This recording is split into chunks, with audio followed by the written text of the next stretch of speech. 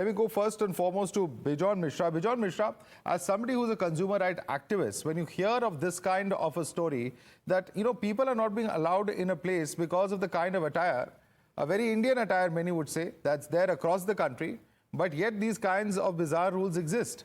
Why is that the case? It's the irresponsible behavior of the mall management, or I would say, not giving the right instructions to the security who are at the entry point. And there must have been a serious lapse. And in my view, such lapses should not happen. And in order to avoid that, a serious kind of an action should be taken in terms of penalizing that mall owner and ensuring that with dignity, the consumer is made to access the mall, not only at that point of time, but in future, and given a due respect, because it is highly discriminatory and you cannot deny access in a public place. If it was a private club or if it is some kind of a private get-together, there you can have dress codes and restrictions, but not in a public place like a mall. You can't, deny entry because somebody is wearing our traditional dress and he is dressed up in a very dignified manner. He is not also indecent in terms of in his dress which he is wearing. I can see on the visuals. So in my view, a strong action, and I heard the Labour Minister, saying that they would not only give instructions, but start some action against such outlets which deny such entries. And I think, it was very, very serious, irresponsible behavior. Okay, let me bring in Kevin Mathews. Kevin Mathews, at the end of the day, you cannot consider a mall as a private space, quote unquote. I mean, a private club, etc., is a different situation altogether. But malls are today places where people go to eat, they go to buy things, and there's all sorts of facilities there. Can it be really treated as a private space? And at the end of the day, isn't this really shocking, given that there are grand weddings that take place in five-star hotels where people, who are attending these traditional ceremonies may be wearing dhotis.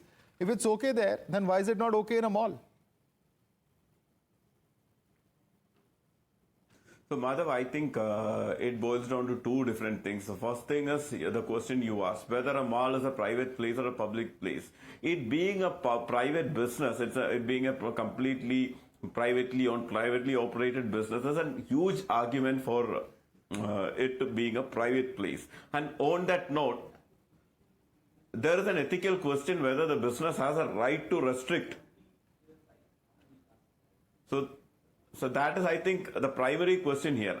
And having said that, let me see. So what happened was actually sad, but and the mall has apologized. But having said that, you cannot punish somebody for, if it is a private business, the private business can choose, as long as there is no discrimination, as in what else is this, sir, if this is not discrimination? Discrimination. You don't think this is discrimination? If the person is not allowed access to that area, where he has bought a movie ticket, he wants to see the movie, and you're discriminating against the person because he's wearing a dhoti. How is it not discrimination? So, Madhav, see, when you call, please don't, generalize things, because when you're talking about discrimination, that is something where you don't have a choice. You discriminate somebody based on race, color, creed, not by what you choose.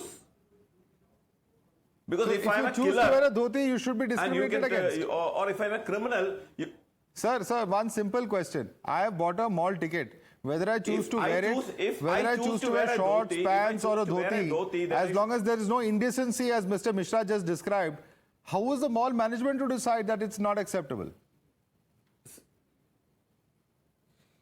Sir, if the mall management has a dress code, and if it is my choice to go there, I should ethically abide by the dress code.